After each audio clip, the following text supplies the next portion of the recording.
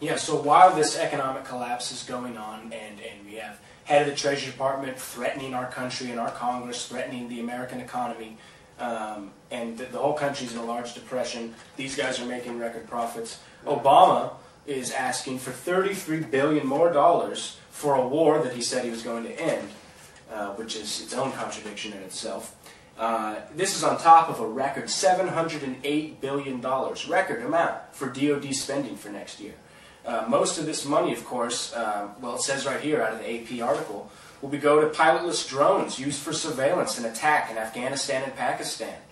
Their priority, with the goal of speeding up the purchase of new Reaper drones and expansion of Predator and Reaper drone flights through 2013. So these drones, which have already been over there, bombing schools, and they've blown up people's houses, children have been killed, elderly people, women, the whole gamut have been killed by these drones, which is in its own right a scary thing, because you are setting a computer program, a software program, on an armed weapon to go over somebody's country and take lives away, which a computer has no qualms about, obviously. Yeah. So, this is a major issue. The fact that Obama is asking for more money for the war, when it was a war they were supposed to end and be cutting back expenses, and the fact that this money, it states clearly, is going towards drone attacks, which have been a major issue across the planet during this last year of Obama's administration. It looks like a bait and switch. He will try and pull troops back and get some political clout for it. And send in drones and then send in drones to replace them, and then so some guy in a cubicle in New Mexico can indiscriminately bomb women and children and supposed terrorists who are just trying to protect their country. I mean, this is an unjust war, as we discussed on our last show, and our freedoms are being stripped away on the basis of this.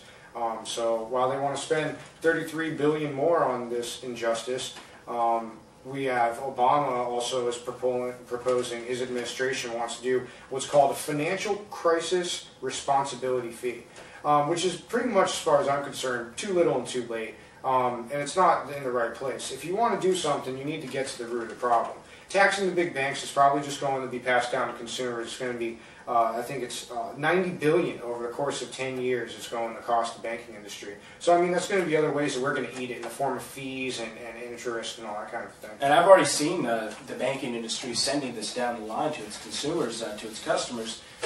In my own banking experience since the Depression's happened, there's all these new rules and regulations. You can't cash other people's checks.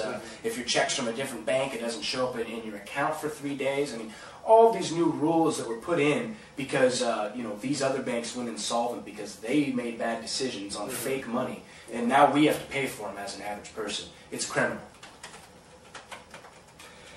And as a result of this kind of policy making, we are a nation in decline. According to this article from the Canada Free Press, there was the Index on Economic Freedom, which is conducted by the Heritage Foundation. It found that we lost ground in 7 of 10 categories, and that now we rank behind Canada in 8th place. More on the financial news, a federal program which was instituted, Medicare, has been losing about $60 billion a year, which is being stolen by basically fraudulent theft. People have various schemes. They'll set up fake businesses that are supposedly, giving out wheelchairs or, heart defibrillators or other things like that that are expensive machines, and then they send the bills out, thousands a day sometimes, out to Medicare saying, hey, pay us for this, pay us for this, pay us for this. Enough of them go through, and people are making millions of dollars off this. Fraudsters are out there stealing basically $60 billion a year from taxpayers, from Medicare.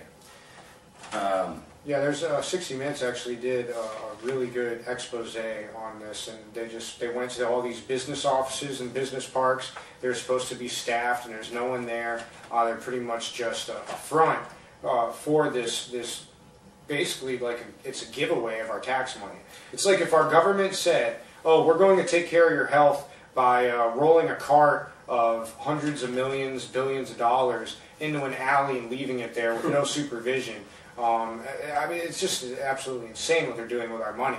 There's no insurance that this money's being spent properly.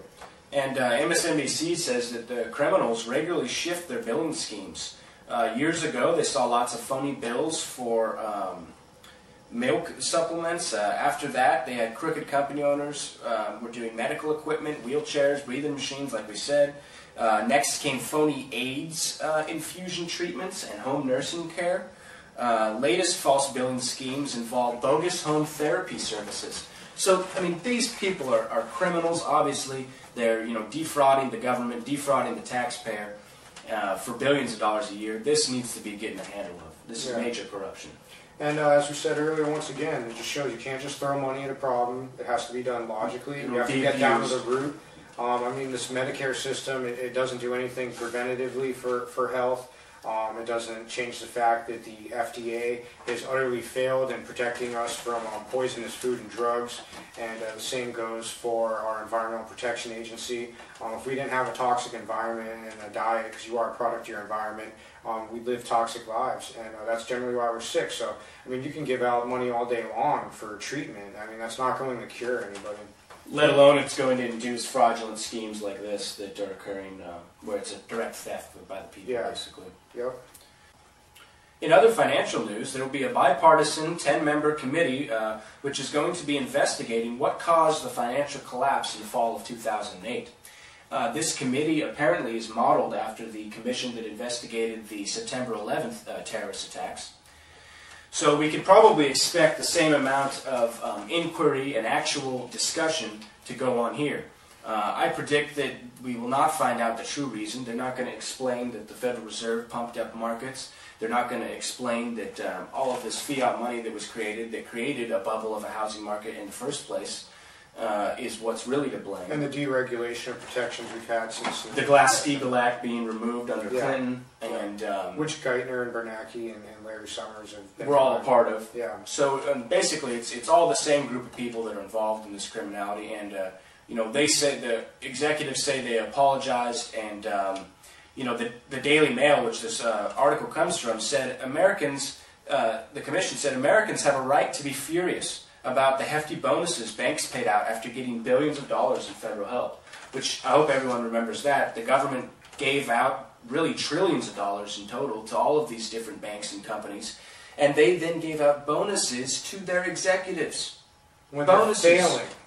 Yeah, I mean, that's like getting a trip to like Disneyland when you get all Fs. Exactly. No, it's like it would be the exact opposite thing you would want to do, is what these people are involved in. Well, it's the same thing as the Boeing story, basically. You guys made this mess. Here, we're going to pay you millions of dollars for you and like 5 of your buddies to oversee this. It's quite it's the epitome of corruption. That's what it is when you have situations like this. And we're going to say it how it is every time we see it, and we're going to bring you this news. Like we said, not any Tiger Woods. We'll try and refrain from mentioning her much more.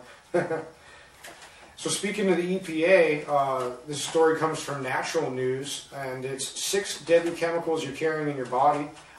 They're reporting on a recent biomonitoring study that was conducted by the Centers of Disease Control and Prevention, CDC, the 4th National Report on Human Exposure to Environmental Chemicals. The study revealed out of 212 chemicals tested that all of them were found in the blood and urine of most Americans. 6 chemicals in particular, found in virtually every person, were identified as probable health hazards. First of those 6 is bisphenol A, which is plastic, is given off by plastics that are used in America, which have been banned in other states around the world, especially in Europe and that kind of thing. It's been in baby bottles and all sorts of stuff, and it's absolutely disgusting that this is, it's scandalous. Isn't most of these chemicals like exposed to young children too? Yeah, and then they get disproportionately more affected because being smaller and then growing, and it's the basis of their, So they're targeting children with these chemicals and stuff, essentially. To an effect. Another chemical is flame retardant PDEs, which are chemicals added to all sorts of consumer products meant to decrease fire risk. They build up in the human fat tissue and cause damage to the nervous system, liver, and kidneys. And studies have also shown they cause sexual dysfunction, thyroid problems, and brain disorders, which is interesting because my mom has a lot of thyroid problems, and she was a Tupperware lady, and I don't know what kind of stuff, and microwaving food for like days and days was in there, and then let alone whatever she went through in her childhood, what she was exposed to.